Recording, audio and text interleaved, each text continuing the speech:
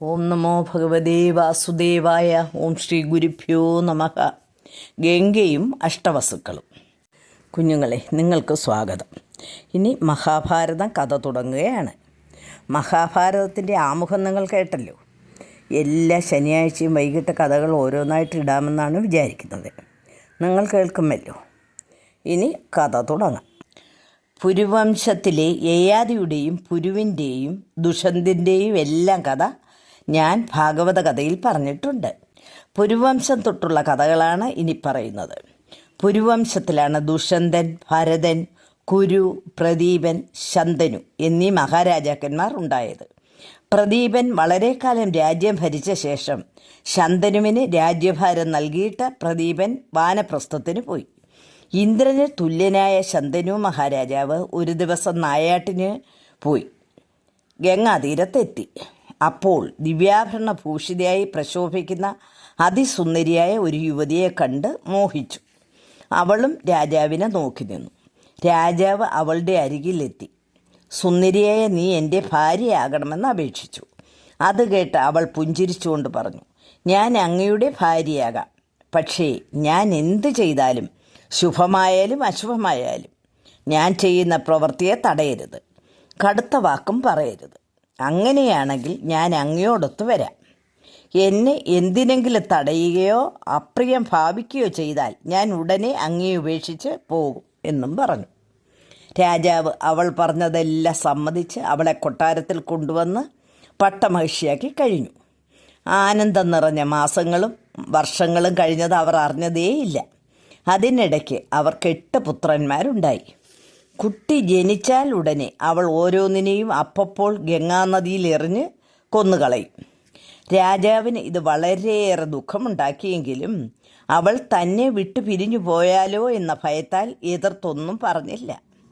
8ാമത്തെ പുത്രൻ ജനിച്ചപ്പോൾ ശന്തനു അവളോട് പറഞ്ഞു, ഇതിനെ കൊല്ലരുത്, മക്കളെ കൊല്ലുക എന്നത് മഹാപാപമാണ്. അപ്പോൾ ഗംഗ പറഞ്ഞു, പുത്രനെ ആഗ്രഹിക്കുന്ന അല്ലയോ രാജാവി, ഞാൻ അങ്ങയുടെ ഈ പുത്രനെ കൊല്ലുന്നില്ല. മരിച്ച പുത്രന്മാർ അങ്ങയ്ക്ക് വിധിച്ചതല്ല. മുൻ കരാർ പ്രകാരം അങ്ങയോടുള്ള വാസം കഴിഞ്ഞു. ഞാൻ ഗംഗയാണ്. ദേവകാര്യം നിർവഹിക്കുന്നതിന് വേണ്ടിയാണ് ഞാൻ അങ്ങയോടൊത്ത് ഇത്രയും കാലം വസിച്ചത്. മരിച്ച കുട്ടികൾ അഷ്ടവസുക്കളാണ്. അവരുടെ കഥ ഗംഗ രാജാവിന് പറഞ്ഞു കൊടുത്തു. പണ്ട് വരുണൻ്റെ പുത്രനായി വസിഷ്ഠൻ ജനിച്ചു. മഹാ തേജസ്വിയായ ആ മുനി മേരുശൈലത്തിൻ്റെ താഴ്വരയിൽ ആശ്രമമുണ്ടാക്കി താമസിച്ചു. ഇഷ്ടപ്പെടുന്നതെല്ലാം കറന്നെടുക്കാവുന്ന സുരഭി എന്ന പശു അദ്ദേഹത്തിൻ്റെ ഹോമധേനുവായിരുന്നു. ഒരു ദിവസം അഷ്ടവസുക്കൾ തങ്ങളുടെ ഭാര്യമാരോടൊത്ത് വനത്തിൽ ചുറ്റിക്കറങ്ങുമ്പോൾ ഒരു ഭയവും ഇല്ലാതെ മേഞ്ഞു നടക്കുന്ന സുരഭിയെ കണ്ടു. അപ്പോൾ വസുക്കളിൽ ഒരാളുടെ ഭാര്യയ്ക്ക് ആ പശുവിനെ ഏത് വിധേനയും ലഭിക്കണമെന്ന് പറഞ്ഞു. വസുക്കൾ എന്ത് പറഞ്ഞിട്ടും അവൾ പശുവിനെ ലഭിക്കണമെന്ന് ശാഠ്യം പിടിച്ചു. അപ്പോൾ വസുക്കൾ സുരഭിയെ കിടാവിനോടുകൂടി അപഹരിച്ചു കൊണ്ടുപോയി. വസിഷ്ഠ മഹർഷി ആശ്രമത്തിൽ പശുവിനെയും കുട്ടിയെയും കാണാത്തതിനാൽ തൻ്റെ തപശക്തി കൊണ്ട് നടന്നതെല്ലാം മനസ്സിലാക്കി.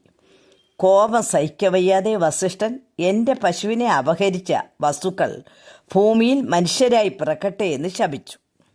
ശാപവൃത്താന്തം അറിഞ്ഞ അഷ്ടവസുകൾ ഭയപ്പെട്ട് മുനിയുടെ അടുക്കലെത്തി ശാപമോക്ഷം നൽകണമെന്ന് അപേക്ഷിച്ചു.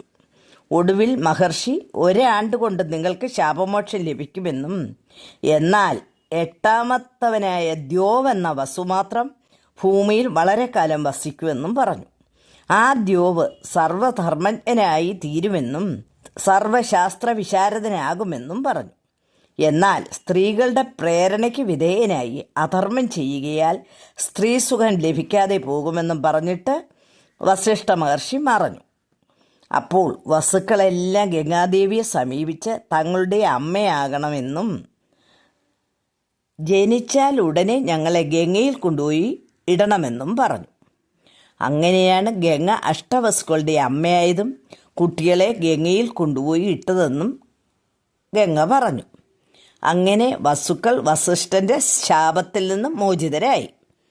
ഇങ്ങനെ ഗംഗ അഷ്ടവസുക്കളുടെ കഥ ശന്തനുവിനോട് പറഞ്ഞിട്ട് തൻ്റെ 8ാമത്തെ കുട്ടിയെയും കൊണ്ട് അവൾ അപ്രത്യക്ഷയായി. കുഞ്ഞുങ്ങളെ, ഗംഗയുടെയും അഷ്ടവസുക്കളുടെയും കഥ കേട്ടല്ലോ.